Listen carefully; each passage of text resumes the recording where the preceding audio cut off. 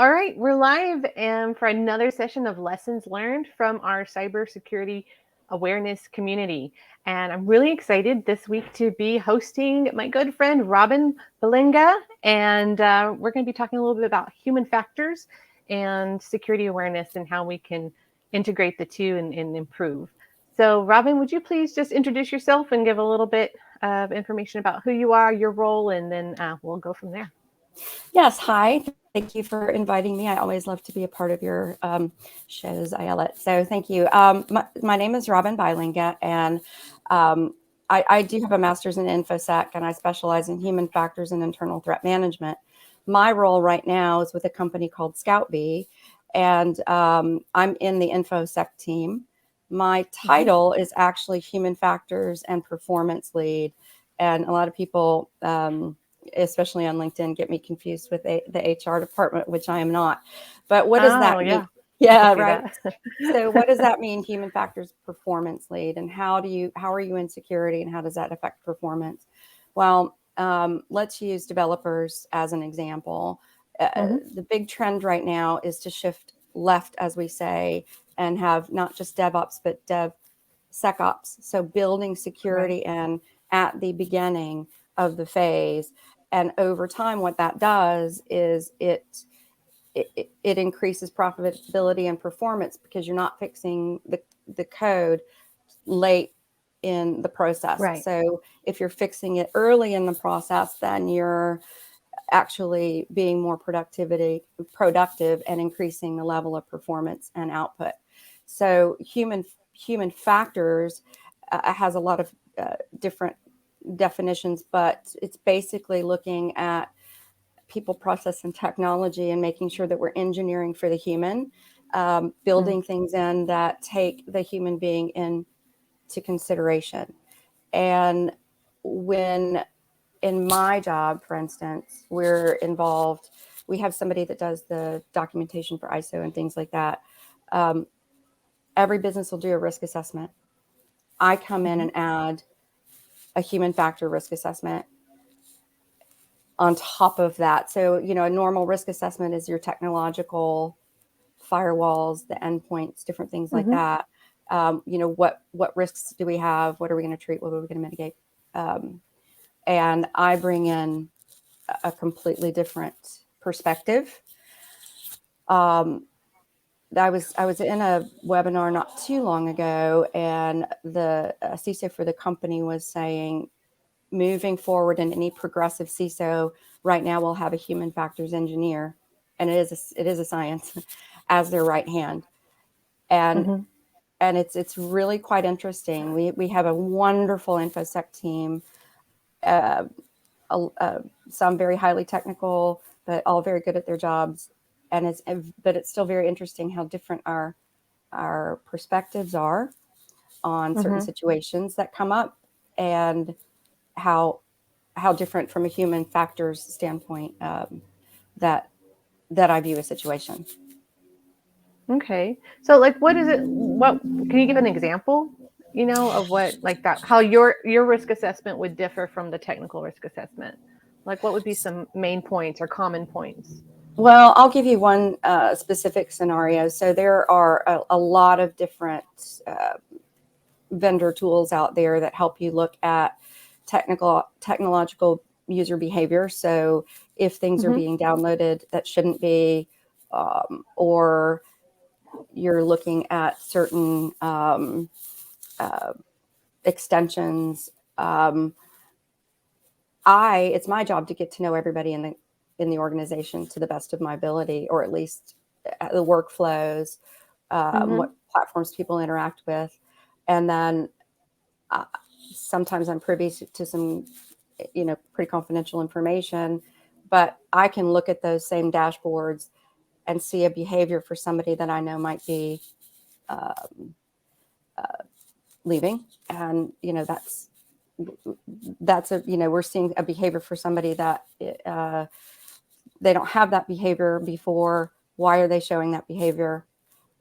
It could be something as innocuous as, hey, wife had a baby, I'm up for the 3 o'clock feeding and I wanted to do a little work, right? So that's a part of kind of knowing your people. Uh-huh. that means okay, well, him logging in at that hour is probably Makes okay. sense. So Yeah, makes sense. so you're analyzing people, and so Yeah. you're a behavioral analysis Hmm. or analyst. Okay, okay, Yes, yeah, and in then some degree, yeah, to some degree, to and some degree. yeah, we've talked before about the framework, the human factors analysis classification system that I adapted to cyber. And it's great Mm-hmm. as an investigative tool. And it's been wonderful being able to take an academic research project and put it into business. But what we're trying to do is take an investigative tool and put it in proactively. So, what if, where are potential issues? So, Okay. yeah, so being proactive, that's really a part of what I'm trying to do. And, Mm-hmm. and, and then, to parlay that into security awareness training. Um, Right. uh, you had asked what my role is with regard to training. So Mm-hmm. when I came in, I built basically a security culture ideal. I want Uh-huh. to say Right. not manifesto, but an ideal. Like here's what, Right. and we always have to be careful that we look at the business first, because the business has to stay in business, Right. um, and security has to come and align with the Support that. goals Mm-hmm. and support the goals, support the mission and the vision and the culture. So, I work with HR as we shift or develop culture and make sure that my language and everything else Mm-hmm. reflects that same culture. So at Scout B, we Right. believe in what's called a just culture, which is, it's actually a book written by Sidney Dekker. That's Dekker, but it takes the blame out, and this works very, very well with the human factor, with the HVACs framework, because it takes the blame out. And Mm-hmm. in security awareness, that's a real big shift for us, is that we're not blaming and Right. shaming anymore. We're taking things as a learning Right. opportunity. Right. So there is still accountability. There's just not Mm-hmm. blame. But you can only have accountability if people are properly educated. Right. Right. And if the tools are set up for them to perform best. So it all kind of starts coming together, right? And in our training, just like with everybody, I've I found vendors, I put together a program. Some people like it, some people don't. uh, I hate to make it a compliance issue, because we get, I want feedback. And what I try to tell my colleagues is, look, at the end of the day, we want to reduce risk. That's what Mm-hmm. security awareness is about. Right. Um, We had a conversation earlier this week with our community where I think it was I think Dennis Lagori made such a comment. He said, security awareness, people want to make it compliance based. He goes, but it's not. It's risk based. yes. And I thought that just kind of summed it really well of where it really fits. And one thing, I, I always ask for constant feedback. And I've been with my company for just over 7, almost 8 months. And building that trust, and that relationship Mm, takes time. But what right. we're trying to create is a reporting, open communication. Like, you have anything that bothers you, I don't care if it's at home with your child's phone. I want this to be an open door. Come to me, because Mm-hmm. we know 2 things. We know if we can help our colleagues in their personal life, that and be more secure, that will parlay into their professional life. Right. Right. But also, one thing that I do is, and I try not to do it too much, because it can really bum you out. But I look at Bleeping Computer and ZDNet and all, and lots of Oh other yeah. resources. I know I used to have to write a threat landscape um, newsletter every week, and it was like, so depressing. It But is.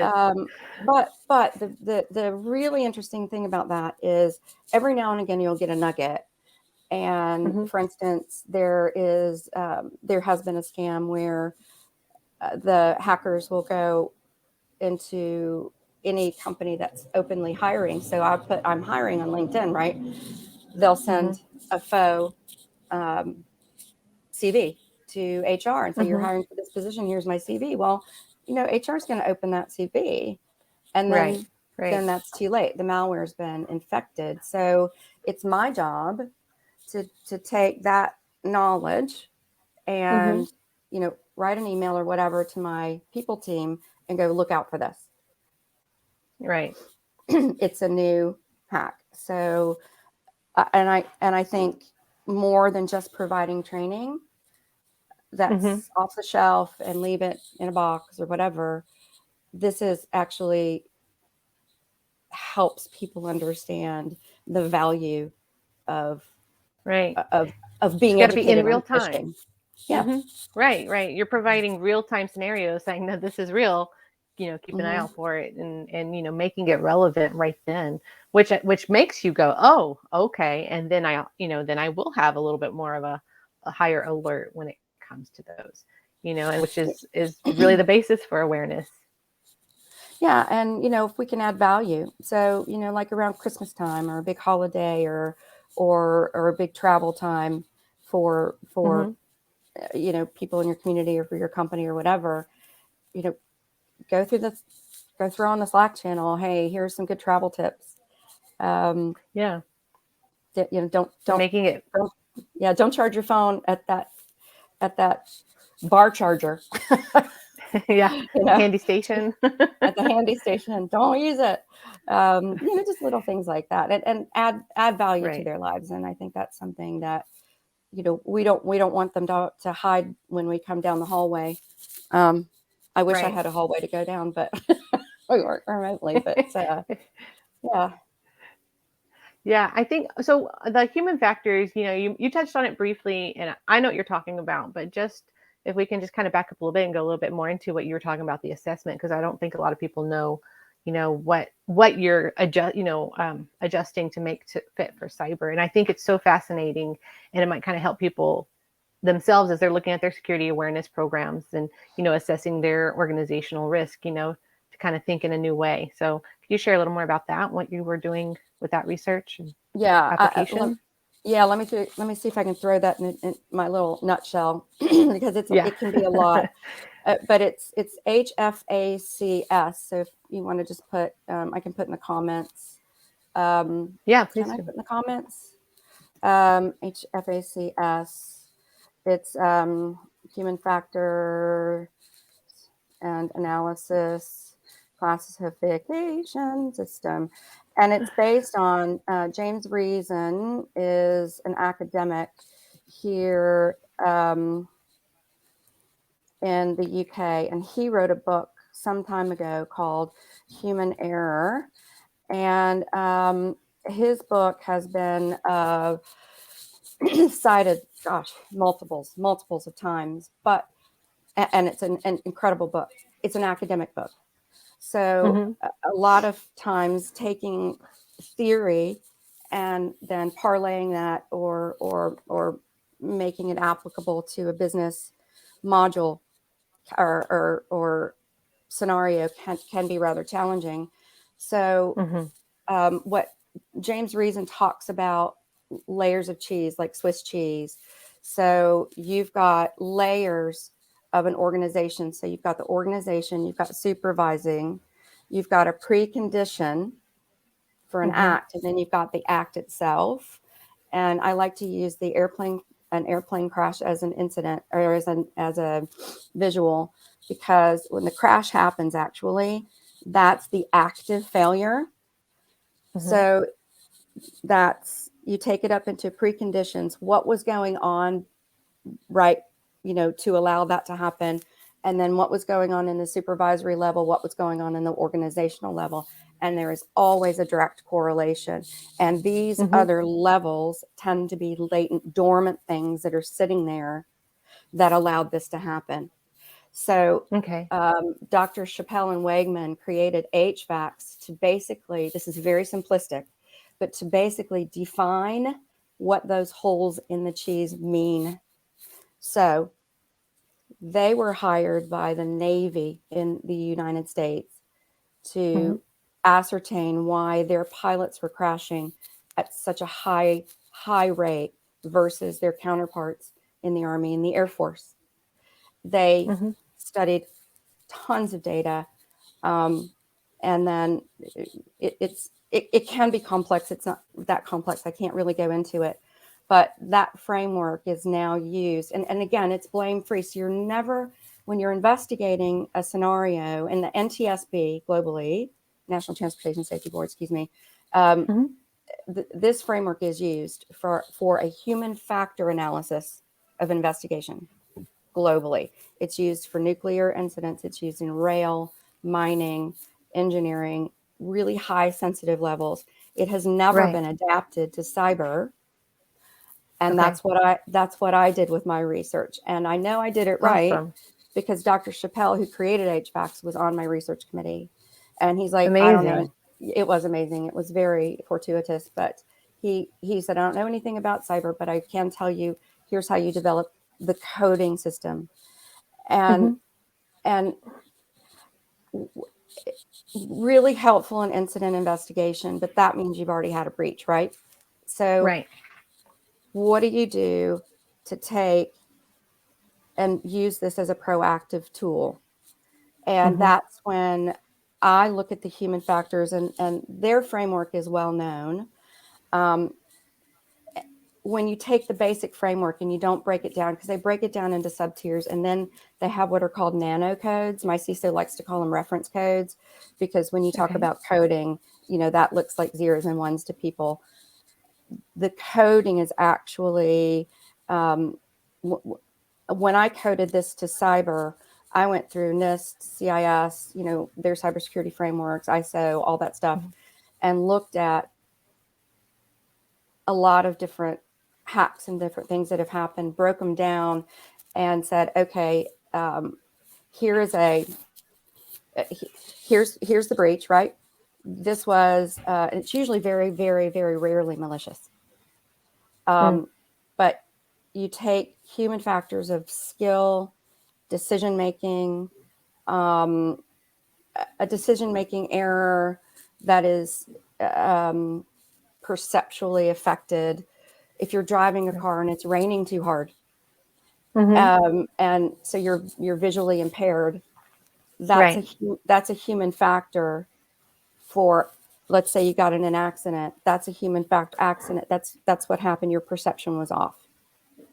Okay. Then what are the preconditions to that act? Well, I decided, you know, I decided to get in my car in this bad weather, um, go up to the supervisor. Why? Well, I'm in school and my teacher told me if I didn't get there, I was going to get an F. And then that goes to the organizational policies that we need to put student safety first and not, do you see what I mean? So it Right. kind of goes Right. down Mm-hmm. into, so when you're analyzing this stuff from what human beings can figure out, human behavior is impossible. To be error is human. It's going to Mm-hmm. happen. What we want to do is mitigate or um, reduce the impact of an error. Right. And if we've got things fluttering around in our organization, or supervisors that inadequate controls, the controls aren't being monitored properly. Um, Mm-hmm. Somebody chooses at one level in the organization to not follow processes. Um, Right. then that's stuff we can fix. And Mm-hmm. so we look at it as almost like preventative measures, if you will. And and the human factors, the scientific definition talks about working together with technology. That is very important. Yeah. Equally important is, and you and I've talked to this, and I know I've beaten this to death, but know your people.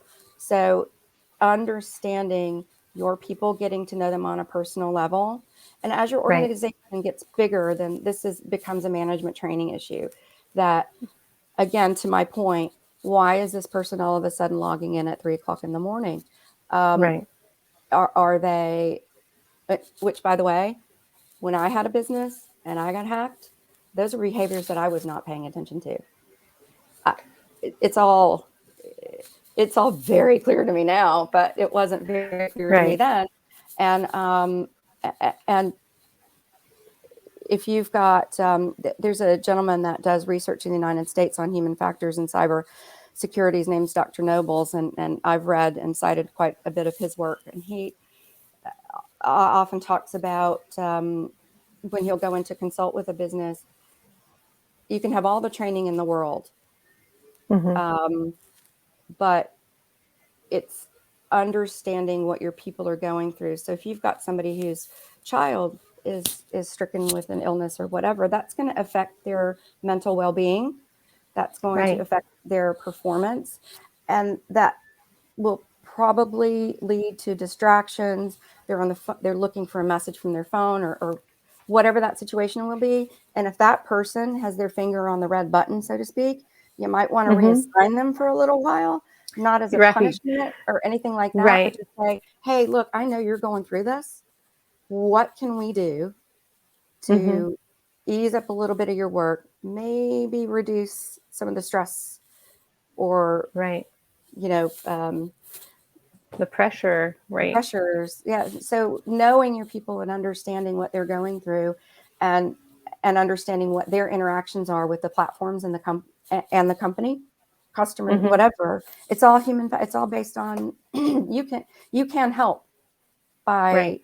by understanding your people to And mitigate that them. goes back to training like the managers and the supervisors in having that constant, you know, finger on the pulse of their teams, right? Right. So that they can identify and say, hey, I see, you know, so and so is struggling because of X, Y, and Z. And then they can come to you, right, and say, what, you know, how are there, is this an issue? Do we need to be, are they involved in something they're concerned about, right? Just opening that door of communication, like you said, but it's got to be that constant, it's a constant thing. Security awareness is not a one and done, right? As ever, you know, we know it's not a one-time training. It's that daily, it's that being aware, and it's those conversations with your people even.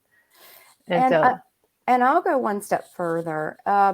Some people that are doing people that are doing security awareness programs, and that's their mandate, right? I do believe that we cross over into incident response. I mean, I'm an investigator by my little mind. I mean, I love to investigate the incidents, but I would say just as important in security awareness training, especially as you get larger organizations, because right now we're relatively small. So I can go over time, 150 employees or so. I can over time talk to everybody, right? Um, mm-hmm, and I think about how to scale this for larger companies, and I really think that even though our language in we want our language in our acceptable use policy, in our security culture, in our awareness program, everything to mesh with that transparency and that just culture with a no blame, but whatever. So we have to not use the mean words that we typically use in cybersecurity, like attacker, you know, right. weakest link, or users, God forbid. But I think having it, the I sound like I'm talking out of both sides of my mouth right now, but also I think it's important to have an internal threat management program. And if you want to rename it something warm and fuzzy, but that's fine. But I think teaching the managers what behaviors to possibly be, Mm-hmm, on the lookout for. mm-hmm, Again, again, the very only a very very small percentage of attacks are malicious, but we do need to be looking for those behaviors because people do right. tend to um, give you signs. And Right. we didn't, So, that's what we're supposed to be talking about, supposed to be talking about human factors and security awareness. But but isn't that all part of it though? It's kind of that proactive, you know, training your managers and your supervisors to know what those signs are, those yeah, flags, and so that they can proactively be, you know, addressing some of this. right. And, right now, I mean, the mental health and burnout is such a big thing, and working remotely, and the loneliness of that sometimes, or Right. the relentless Zoom calls. Sometimes you just want to lie down. But Right. the ability to go to one of your team members as a manager and go, hey, man, how are you doing? Do you need a mental health day? Because I know you've been burning your candle at both ends. Right. And just to have management come to you and say that from a loving or caring rather position, rather than having to go up to your boss and go, hey, I think I'm losing it. Can I take a day off? I think shows a lot of Right. compassion and empathy from a management perspective, which I think goes very, very far in No, connecting with your employees. I think there's a shift that's slowly happening in the workforce overall. And it's just the humanizing of the workforce, right? We're not just these, clock in, clock out, workforces anymore, because the environment's changed, not just work from home, but just the digital nature of work has become, Yeah. and, I think they're slowly becoming this humanizing factor, but that you have to convince sometimes the higher up. So how, I mean, um, what about the lessons learned as you're building your own security awareness? You're working on the security awareness for your teams. What are some of the lessons you've learned? From insights with your human factor knowledge, and then just in general that might benefit others listening that are working on getting started with their own programs. Well, I went out and tried to find, I can tell you where I made some mistakes. So when I was challenged with creating the awareness program, I went out Mm-hmm. and tried to do all of this research myself. And that was stupid. I should have sent out an RFP and let people come to me. And that would have saved me quite a bit of time. But I, I also I also really believe in engaging the staff and next time. So I'm Mm-hmm. developing training or I'm putting together training for our developers. So Okay. this time, what I have done is I've reached out to every team lead. I'm like, give me one person. And I know we've heard the term security champions, but I'm like, give me one person on your team that is that will help me. And I want each person to get in, and they're gonna help me decide which training platform, because and I want it to be something where they own it. So Right. they're going to engage their colleagues to be a part of it. And what I'm trying to find is something where we can escalate with either certificates or and then have leaderboards and let the teams figure out what they want as how do you give prizes to people when you've got people in 30 different countries, right? Right. um, Right. And that adds up really fast if it's a surprise. So, well, even a, right, right. right. So what motivates what do you want? And instead of me giving it to them, because I thought we picked a great platform. And Mm-hmm. according to the research, we did everything right in terms of Mm-hmm. picking the platform, the modes of communication, nudges, blah, blah, blah, blah, blah, everything that's in all the books. I, Right. I did according to standard. And I still had Uh-huh. problem with uptake. So Mm-hmm. from my point of view, um, and then you get to the point of where you're like, it's not a matter of can you, it's you have to, and then we go down to that compliance, and then it's a vicious cycle. So I think you Right. absolutely 150,000% have to have top down buy-in. and Right. um and there's one thing that I want to do in the future. I haven't talked to my company about it yet, but actually getting some of the heads of our company to do little short videos or something about, hey, this is how this means, this is something that means a lot to me that I learned, or even, hey, I think I hit on a phishing link, and oh my gosh, Right. to humanize it from a management E- perspective, because we're all human. Exactly. Exactly. And And it takes out, like you said, that takes out that blame, takes out the stigma that is associated with it, and saying it's okay. This is what I learned from my last conversation last week. It's okay if you click on the link, but report it. It's what you do right, after. Yeah, There's absolutely. always a point in the whole process that you can still make a difference. And I think Yeah. that and having those what we call in marketing user generated content, right? Yeah. Where the people are giving the talks, where the people are saying, hey, look what I created, isn't this great, and that has a lot stronger ROI, just from a marketing um, perspective than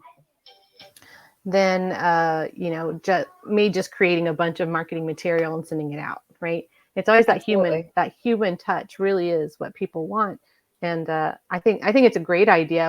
It was something discussed on other conversations we've had with the community is interviewing different people and highlighting and celebrating, like, tell us the story of the fish that you caught, like, Yeah. let's celebrate this, because you had a part in protecting the company. Good job, like, Yeah, um, absolutely. And when you talk about user generated content, if you think about reporting for us as training professionals, um, it becomes data that you can put into trend analysis. mm, And the more reporting you get, let's say I have 5 people. This is not in my company. I'm making up a sure. scenario, please. But Sure. let's say I have 5 people from finance reporting a particular scam. Then I know that I've got a problem, or somebody wants to get to my finance department, number one, and that I just need to alert them as to what scams are out there, possibly see, how are these emails getting out? How are these contacts getting out? Why is this particular department being targeted? And so the reporting just helps fill in a lot of gaps, you know, I think. And the reporting is not to punish and not to make somebody sit through more training.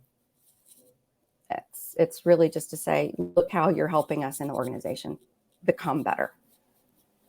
Right. Yeah, definitely. I love, I think one company I heard from, they use the term enterprise defenders. That's what they use to call their people, or their enterprise defenders. I And like that. I'm going to write that down. you know, yeah, it's really, it's really great.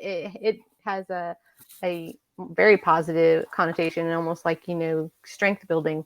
But I just, And let me just say one thing while we mhm, have some people on the line, and with your group, I'm really pleased that it's been created, because I think that we need to talk to each other about what works, what doesn't work, right, um, different budgets that we have, because I'm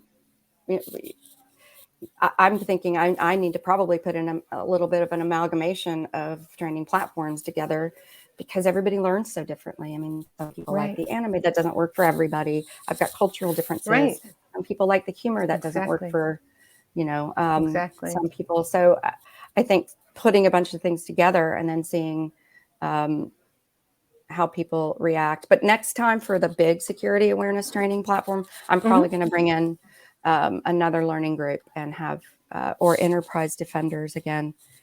I like that better than security champions. But yeah, I'd love to hear from your Awesome. people about what works, and different things like that, different ideas they've had. um, Great. yeah, That's part of why we're having these conversations and the interviews. So thank you for providing your feedback on what you're seeing or learning, lessons learned. And for people who don't know, we have a security awareness um, community that we have currently right now being hosted on LinkedIn. You can just look it up, Security Awareness Manager. Pretty straightforward. And we'd love to have you. We are having weekly meetups. We've tried to vary the time zones so that we can hit both sides of the hemisphere, and to have these conversations, and then also doing some interviews with our community too. So thank you, Robin, so much for taking the time, for giving some of your feedback, for helping us learn a little more about the human factors. I think it's fascinating, the application, and I'm really excited about the work that you're doing, and I'm excited to continue watching what you're doing with it.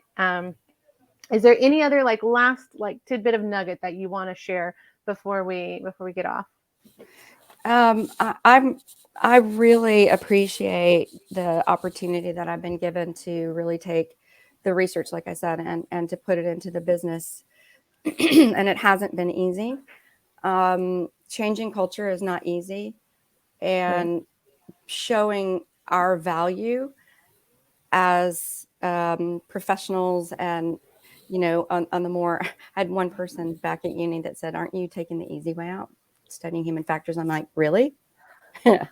You tell me how to predict human behavior. But one thing that really works for me, that I would encourage people to do, is talk to your people, because in just conversations you will learn so much. You know, I talk about areas for improvement. I don't care if it's the snack drawer. Talk to me, and then in those conversations you learn about different, you know, just you learn. And I promise that over time you'll find some things that may be security issues or training needs that you have that nobody was aware of. And Right. yeah, just get get out from behind your screen, and just and there's a lot to be said for human intuition, and don't Okay. ever negate that. So it can be powerful. Great. Well, thank you so much, Robin, for all those insights, and thank you everyone who joined us. Jax, Beck, Bradley, Gabriel. Thank you so much for being on the call, and we'll be doing a write up of a recap of this call, and this will stay live for those who miss it. We'll make sure to send out the link. So thank you so much. Bye. Thank you. Bye.